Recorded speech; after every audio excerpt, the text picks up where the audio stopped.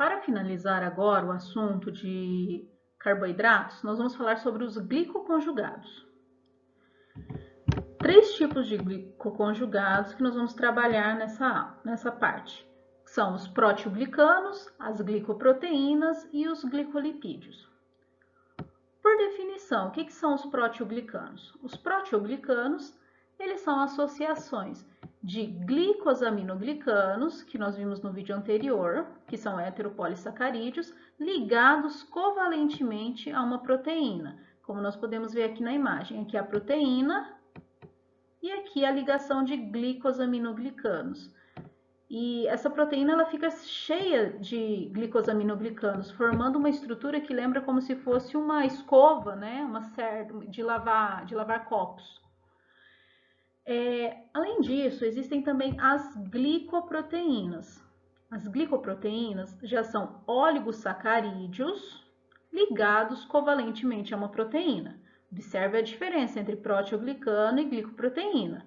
Para ser proteoglicano, carboidrato, é um glicosaminoglicano, enquanto que na glicoproteína, o carboidrato é um oligosacarídeo qualquer, conforme mostrado aqui na imagem. Aqui nós temos a porção proteica, aqui em laranja, e a ligação aqui de cadeias de oligosacarídeos, e cadeias variadas, né? Então, não são glicosaminoglicanos. Então, aqui nós temos uma glicoproteína. E, por fim, os glicolipídios, que são oligosacarídeos covalentemente ligados a um lipídio. Também aqui na membrana plasmática, ó, essa daqui é a porção lipídica, mergulhada aqui no meio dos lipídios de membrana, e aqui a porção carboidrato. Então, aqui nós temos um glicolipídio e aqui um outro glicolipídio. E esse glicolipídio, ele pode ser um glicoesfingolipídio, que é aquele que tem a estrutura da ceramida na porção lipídica. Essa imagem, ela mostra com mais detalhes aqui a membrana plasmática, mostrando aqui, por exemplo, olha, um glicolipídio, né, carboidrato ligado a um lipídio. Aqui, no caso, uma glicoproteína, aqui em roxo a proteína e aqui o carboidrato. E aqui, ó, nós teríamos o proteoglicano, formando aquelas estruturas ligadas em glicosaminoglicanos, que formam estruturas que lembram como se fosse uma cerda, uma escova. Os glicoconjugados, eles são muito importantes, porque eles são moléculas que, de certa forma, eles carregam informação. Eles permitem também a interação entre diferentes tipos celulares. E por essa razão, nós dizemos que eles são moléculas informacionais, moléculas sinalizadoras. Um exemplo disso é o recrutamento de células de defesa, no caso os leucócitos, para um sítio de inflamação. Esse recrutamento dessa célula de defesa, ele é dependente da interação de moléculas específicas com carboidratos de glicoconjugados, conforme nós vamos ver aqui na imagem. Então, essa imagem, ela mostra aqui o endotélio vascular, né, no qual tem aqui o fluxo sanguíneo com diferentes células, e ele enfatiza aqui o leucócito. Então, o leucócito, ele caminha junto com o fluxo sanguíneo. Porém, se nesse local houver um sítio de inflamação, o que acontece é que nessa região vai ter uma sinalização para um aumento de expressão de certas moléculas, que vão ser importantes no recrutamento da célula de defesa, no caso o leucócito. Aqui no leucócito, nós temos aqui na superfície dele glicoproteína, que em amarelo, e também integrina, que é uma proteína. Então, o que acontece é que esse leucócito que está circulando, ao entrar numa região que tem um aumento na expressão de certas moléculas que interagem com seus componentes, ele começa a desacelerar e rolar. Então, no primeiro momento, o que ocorre é a interação da glicoproteína, a porção carboidrato da glicoproteína do leucócito, com uma proteína, que é aqui a selectina P, fazendo então a interação dessa proteína com a porção carboidrato. Essas proteínas que fazem ligação específica com carboidrato, de forma específica e de alta afinidade, elas são chamadas como lectinas. Então, as lectinas são proteínas que se ligam a carboidratos. com uma alta afinidade e especificidade.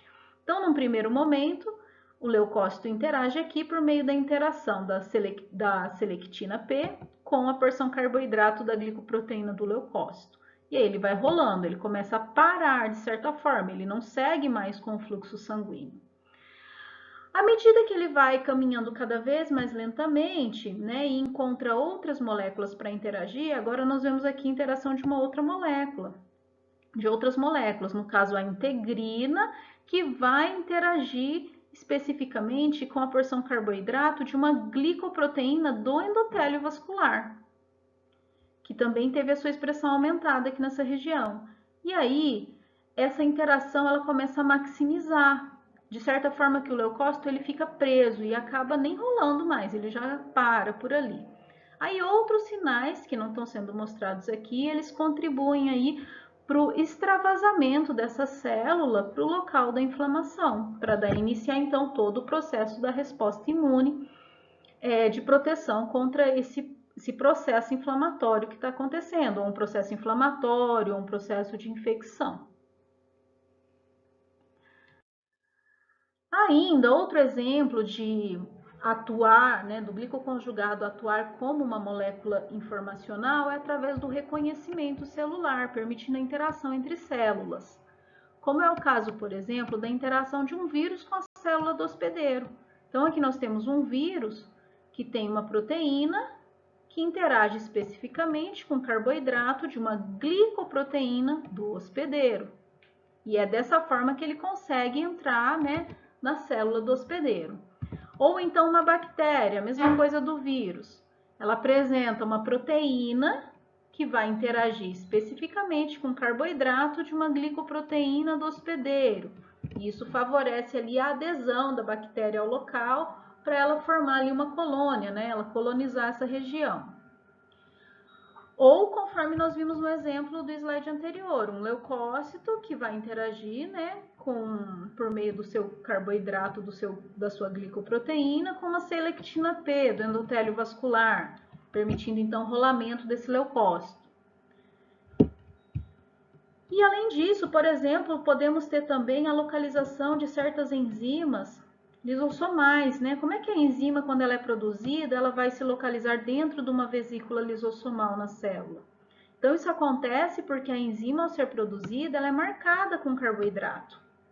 E aí, esse carboidrato, ele é informacional, ele permite a interação, né, com uma proteína específica da membrana que vai formar o lisossomo. E aí, quando se forma o lisossomo, essa enzima ela já fica ali, interagindo com essa proteína presa, e automaticamente, quando a vesícula lisossomal se forma, ela apresenta aqui no seu interior várias enzimas que foram marcadas para estarem nesse local. Então, olha só a capacidade, né, dos carboidratos em atuarem como moléculas informacionais. Então, a função dos carboidratos, ela vai muito além da questão de atuar como uma substância, como moléculas de reserva, de armazenamento energético, ou um carboidrato com função estrutural. Os carboidratos são também moléculas sinalizadoras, envolvidas em reconhecimento celular, na adesão entre diferentes células, na adesão com micro-organismos. Isso tudo é muito importante. Então, é uma área muito vasta de pesquisa, essa área dos glicoconjugados e sua ação como molécula informacional.